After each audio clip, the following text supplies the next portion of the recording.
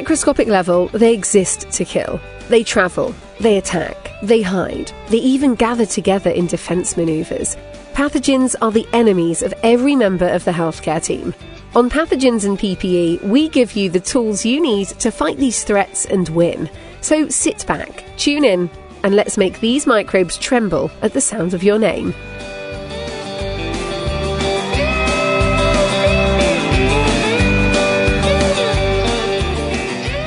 Hey everybody, we're back with another episode of the Pathogens and PPE podcast. I'm Jill Holdsworth, Manager of Infection Prevention at Emory University Hospital Midtown in Atlanta, Georgia, and I'm here with my awesome co-host, Paul, who's going to give you a little bit of info about himself. Thank you, Jill. Hi, everyone. My name is Paul Gentile, and I'm going to be co-hosting this podcast series with Jill Holdsworth, and I'm an infection preventionist at Yale New Haven Hospital, and I've been an IP for several years now and also worked with Jill. I'm super excited to have Paul in the studio today because, like he said, we've known each other for a long time. We survived COVID together working here at the same hospital, and this is really exciting to be hosting this show together, all on PPE basics and sterile processing. So stay tuned and we'll be right back.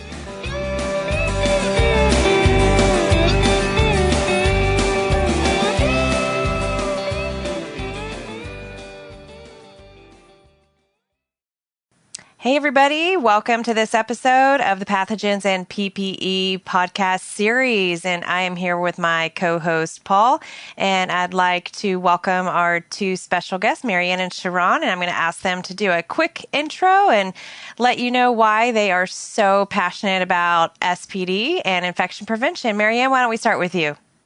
Okay. Hi, my name is Marianne. I am an nurse by trade originally, and then I transitioned into the infection control world because I sparked an interest one day, and I just ran with it. And then I sparked an interest in sterile processing when I became one of the auditors for the site. And ever since then, I hold a special part. It's in my heart. I love it. I love to kind of understand more about the processes and the people that work behind the scenes.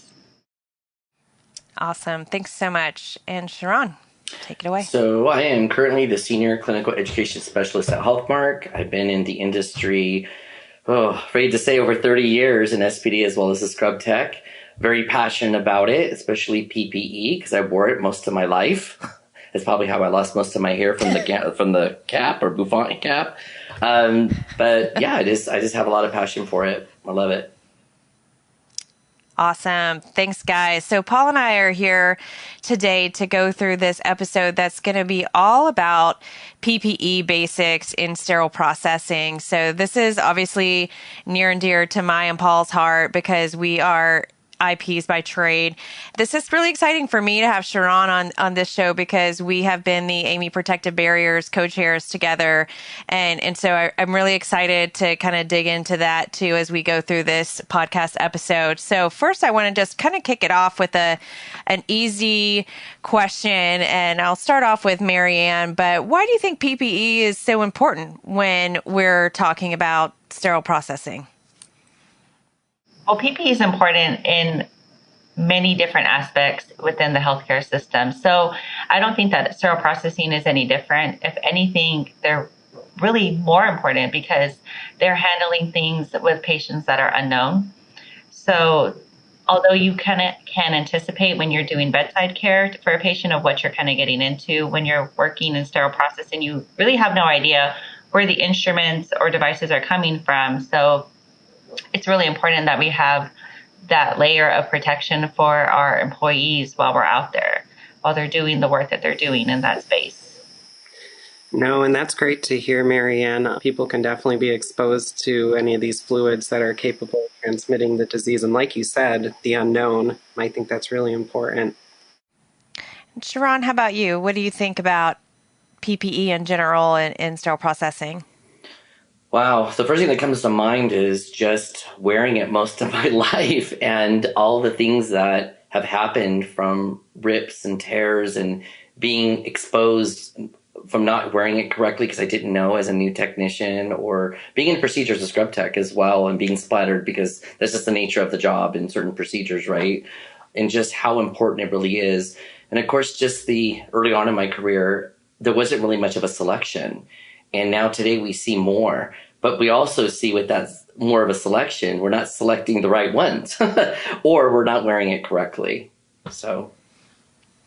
And Marianne, I love what you said about you don't know what the fluids are from or who the fluids are from. And I've never really thought about this before, but it's almost like the emergency department, how we don't know who's coming into the emergency department and what disease that they have or what we need to protect ourselves from. And I've never, in my mind, compared sterile processing to the emergency department before, but really it is very similar because you have no idea what patient you're treating when you're treating those instruments. But really we should kind of think about it that way because you have to be ready for anything. And just like in the emergency room, you have no idea what's walking through that door. It could be Ebola. It could be something else, but you have to have well-fitting PPE and you have to know it. And we're going to get into that a little bit more as we go through the show. But that was so important, Sharon, what you said as well, that you were a new tech and you just didn't know and you weren't sure what to do. You weren't sure what to choose. And now we have so many things to choose from that sometimes that's good and bad. So that's such great lead-in questions for us to kind of get started here today. Paul, do you have anything to add?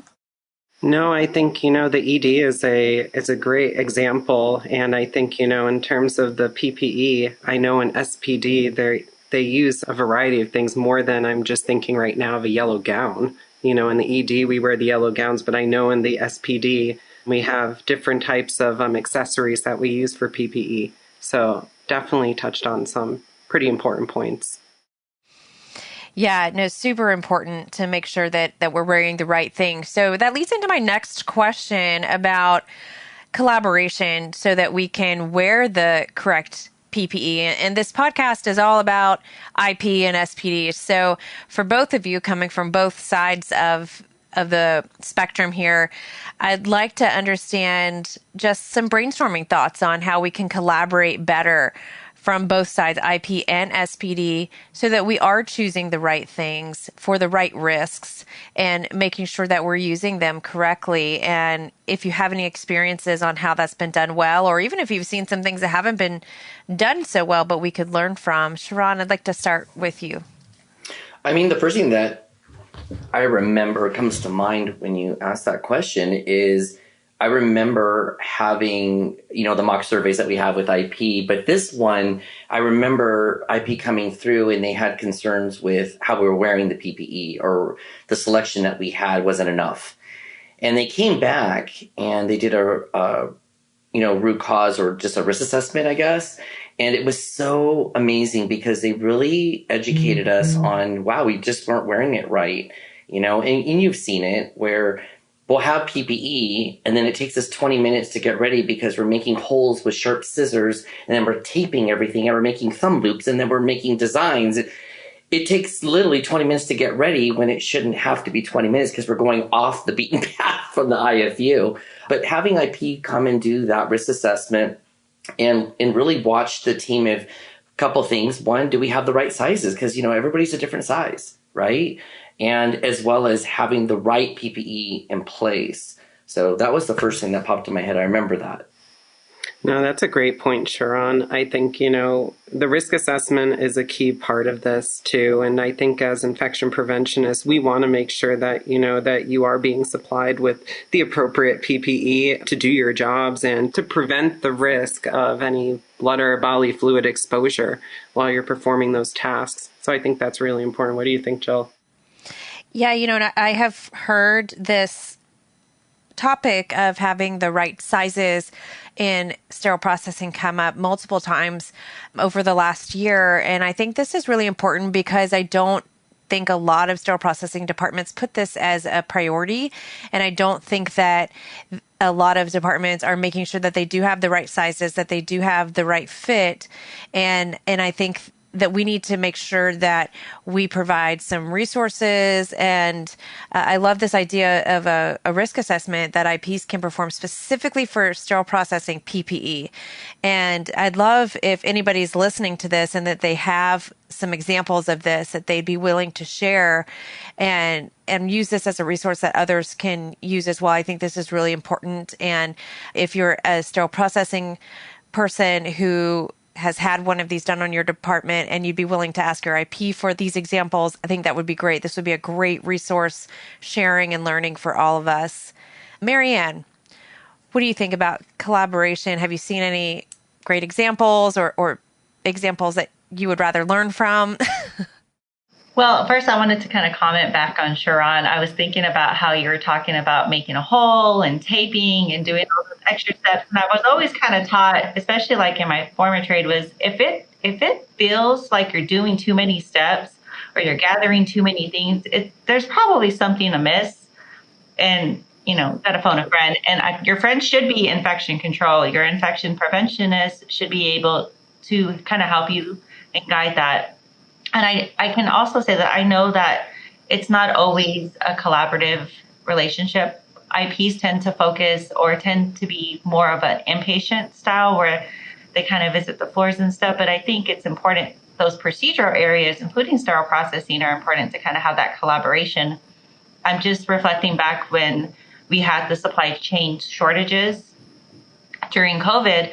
And we had a lot of substitutions that came through. And although the substitutions might have been adequate for what we were doing at the bedside, they weren't always adequate for sterile processing. So one of the collaborative things that we did was we gathered a bunch of samples from various vendors and we brought them to the sterile processing team. And we said, hey, try these out. Let us know what you think about them, because their perception is going to be a little bit different than an OR tech or a surgeon or a bedside nurse or a physician. It doesn't matter. So because of that, we had to also take into consideration what you all were doing in sterile processing and the conditions that you're working under, which are completely different. You're wearing your PPE 24/7 in different, environments. It gets a little hot when you're doing all that work. And Marianne, that's like a great test to change as well. I think, it's very important that infection preventionists definitely should be collaborating with their SPD. I think that's a part of our role and responsibility, is to have that dynamic partnership with our SPD, so we make sure that we're ensuring the right PPE is being provided to you guys. And I think we learned a lot with COVID, and hopefully we learned a lot, that one size doesn't fit all. And just because we have a substitute doesn't mean that it works for everybody.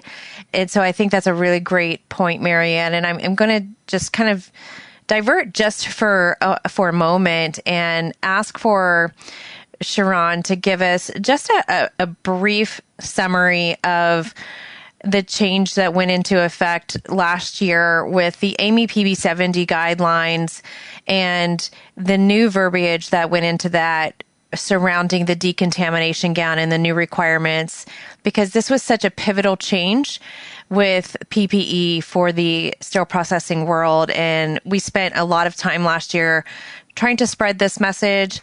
And I want to just take any opportunity that we can to make sure that everyone knows that this is in the AAMI PB70 standards document now. It is for the safety of everyone that works in a decontamination environment. So Sharon, do you mind summarizing just for a minute about that?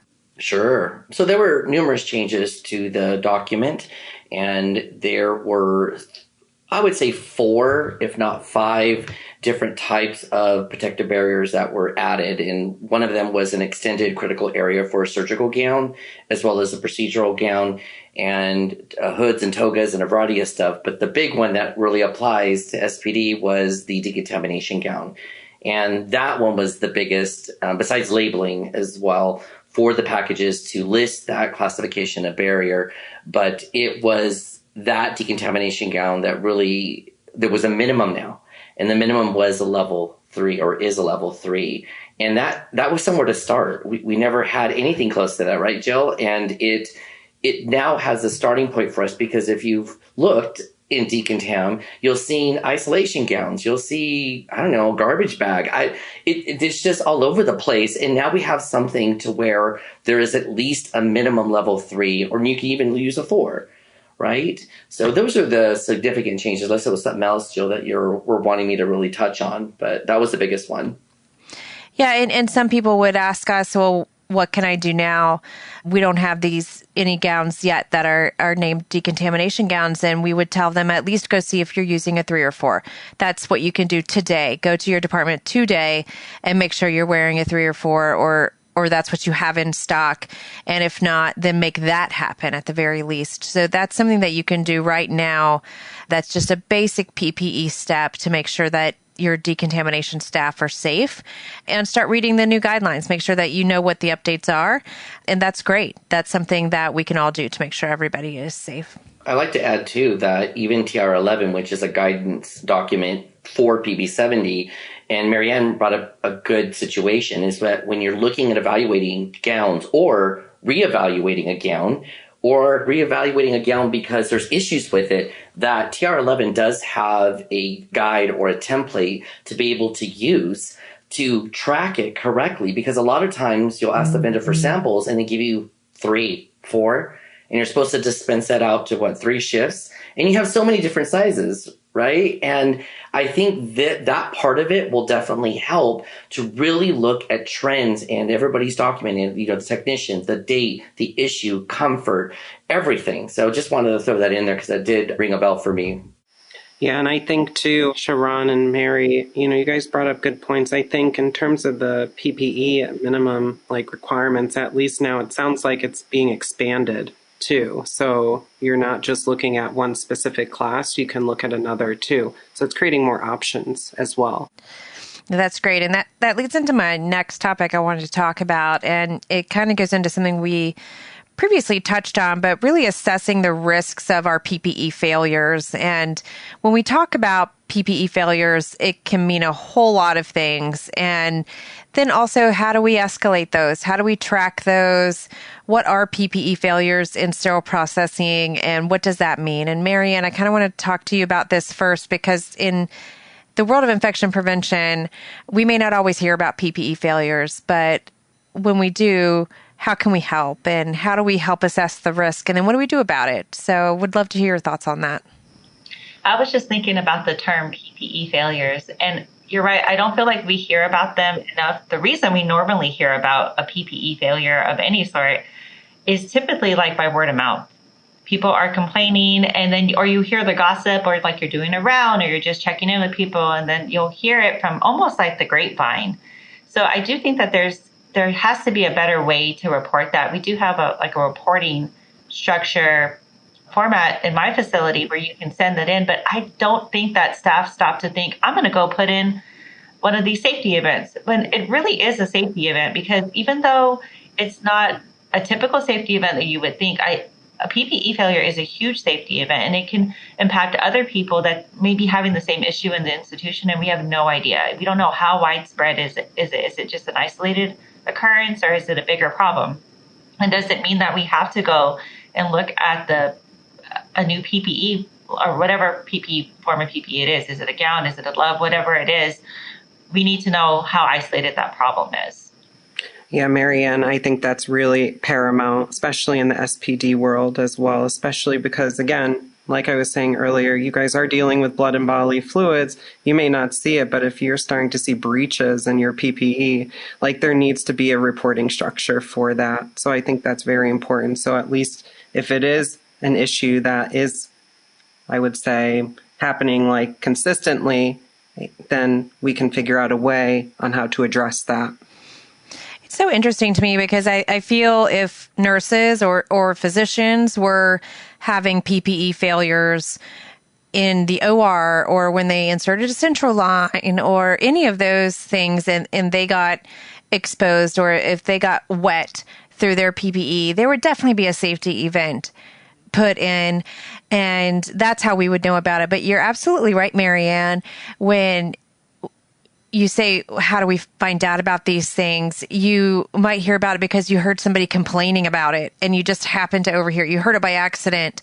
So I feel like we need to normalize sterile processing being able to report these situations as safety events, just like a nurse would when it goes through their gown when they're doing some sort of procedure. And I'm not sure what the solution is. Maybe just continuing to talk about it and dialogue about it. We have another episode about bloodborne pathogen exposures, so we can talk about it there too. But we do need to normalize this so that the sterile processing world also knows that their safety is a priority and that PPE is a priority, and making sure that PPE works. And Sharon, I'd love to hear your thoughts on what are some of those failures that we're looking for. And I'm sure that you've had a myriad of failures yourself, and would love to know what you did or didn't do, or what maybe now, kind of thinking back over your career, maybe what you feel like you wish you would have done in escalation, or what you see happening now that you feel like is a best practice. I think I'll definitely own that before I even got involved in PB70, I know I didn't do it the right way. And it was probably like everybody else, just rumors, word of mouth. It's always one shift that doesn't like a gown that's being evaluated, but you do it anyways. But I got to say that some of the things now, and I go back to the example product evaluation table that you could probably use to document a situation if there was a trend of tearing. And that one definitely stands out for me because I was in a situation where they weren't following the IFU of the gown. And believe it or not, gowns have IFUs. And what was happening is, because they were spending the 20 minutes putting steam tape and all these things that they were using off-label, they were pulling at a certain area of the gown, which weren't supposed to do, and it was ripping. So what did everybody do? Well, they just rip. They're bad. They're cheap. And they weren't cheap. And it's because they were pulling it a certain way because they were making the whole loop and taping and pulling it. It wasn't made for that. So that was one of the things that stood out. And of course, the sizes, having the right size. But something to remember too, that TR11 does go over when you're looking at the assessment that periodically you should be reassessing the protective barriers every 2 years. That's something else, because think about it. Within a year, you change staff. Now imagine every 2 years. And then people get used to it. So you know how that goes, right? In your mock surveys, they get used to it and it's not a problem anymore because they solved it. And you go in there like, oh my gosh, what are you doing? And they're like, oh, we've been doing that for years, So that's just something I want to bring up. But that does stand out for me, is not using it the right way. Yeah, and Sharon, I think too, just reassessing the protective barriers, and then also, just following the IFUs, I think is really important, because we can become very laxed in those processes when we do it very often. And I love that we keep throwing in the TIR11 document. It is such a great resource. So if you haven't gotten TIR11 yet, or you haven't read it, I think you've seen now that it is such a great resource to have. Really looking at how are you assessing and reassessing the PPE that you have in your sterile processing department. And it's completely okay if you're listening to this and thinking to yourself, oh my gosh, I don't think we've ever done that, because now this is your chance to really make this program that you have into your own and assess as you wish. Please pull in your IP and really use the TIR11 as your guide. I think this is a great chance for everybody to realize what they should be doing and to do what's safest for their team members. And I'm going to wrap it up with a last question. And this is something that I have had various answers as I've gone around speaking to various groups. But the way that we train and do orientation with new team members in sterile processing is really varying around the country as far as what I have assessed. And really it varies as far as what we do with nurses, techs, and really everybody. So I'm not surprised to hear that with sterile processing, it also is a little varying as well. So I'd like to know what you guys have heard, what you think should happen, and what you think really could be best practices that we develop as far as training, as far as what we're seeing with fitting people in the best fit, in the best sizes, and really with orientation in general with what we should be doing with PPE? And Marianne, why don't we just start with you? I was thinking about how whenever people have the training, there's just so many different learning types out there. And oftentimes we tend to gravitate towards like a presentation, and it becomes a PowerPoint and something that honestly staff probably click through. So there's not a lot of engagement in that conversation. So they actually don't really learn from presentation slides. I think a step up from that would be just adding a video in or something interactive. And then obviously the gold tier for me would be in-person demonstrations on teaching, donning, and doffing. That's the most important thing. And it doesn't matter who's putting the PPE on. They need to have that teach back moment with us, so that way we know that they know how they're doing it and if it's being done correctly, which is really important, especially with the doffing. The doffing, you've already been exposed to all those things. And I guess if you didn't don correctly either, it's going to become an exposure for yourself. So it's just like full circle. And I was listening just the other day, just about like safety podcasts, and just talking about how some areas outside of healthcare, they're like, oh, we fit people to their PPE. We make sure that they have the size that they need and the eyewear. And I'm thinking, oh no, we have a lot of standardized stuff that Sharon mentioned. I mean, may not be, your size is not available there. Maybe you have broader shoulders. Maybe you're taller. Maybe you're smaller and the gown doesn't fit you right. And it's important that when you're onboarding somebody, that you're asking those questions and maybe fitting them at that time. So that way they know at the beginning what they need to have whenever they walk in there and what to do if they don't have what they need moving forward. Marianne, no, I think that's a great point too. I like how you mentioned the donning and doffing piece, because I think, in terms of just like demonstrations, I think the in-person demonstrations are really important to do. I think it's better to do like you want to make sure that you're actually improving that person's understanding of how to utilize that PPE. So I think, doing that in person is the best way to do it over virtual or some other way. What do you think, Jill? Yeah, I was actually thinking about it being as important as an N95 fit test. You don't want to go in and just pick any N95 of any size. But when you're working at a decon sink, you want to make sure that everything fits you, just like you would going into a TB room. You want the N95 mask to be the one that fits you appropriately. And Sharon, if you wouldn't mind wrapping us up with talking a little bit about strike-through and how important it is to have the proper PPE and wanting to prevent strike-through and how important that can be. Yeah, strike-through is pretty big, and it happens quite frequently in decontam. I know that I was pretty wild in decontam. I mean, if there wasn't a lake around me, then I wasn't doing my job, and the strike-throughs, you're leaning against the sink. So, in your selection, not just the level, you need to look at just the type of PPE itself. Like, is it a thick plastic apron type? Or I'm seeing people wear two different types of PPE because they're getting strike through from the underneath, especially when you're leaning against the sink. And again, you're spending another 20 minutes trying to make a nest. I call it the nest. So you're getting a blanket, you're rolling it up, you're taping it to the sink, and it's wrong, like wrong in so many levels. But it's because you're getting strike through. And that goes on your scrubs. And I know, and I've seen it in my career where you don't know until the next break and you were exposed to God knows what in the chemistry. And then I've seen techs not change their scrub, like, but that's going on your body. So strike through is so important, but I think, and I can't speak for all technicians, but in my career, I have seen technicians take it lightly and not taking it serious enough that maybe you actually need to take a shower. I mean, there's showers in locker rooms that just collect dust and that's it. But maybe at times, you might need to. It's a very, it's an area that is very physical, and it's just a gown that is not made to kind of keep up with those bending and twisting and lifting. And then you have loaner trays that rip your gown and you don't know it. So strike through to me is very important safety wise.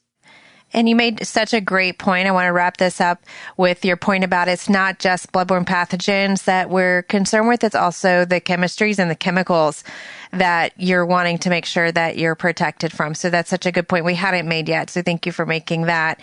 And with that, we are out of time on this episode. I want to give a special thank you to Marianne and Sharon, our special guests, and to my co-host, Paul. Thank you to everybody listening to this episode of Pathogens and PPE, and we will see you next time. All right, so that was a great session. Some of the key takeaways from that is I loved how Sharon and Mary actually talked about the PB70 and how that sets a minimum for the performance of surgical gouge, which is a standard for AAMI Level 3.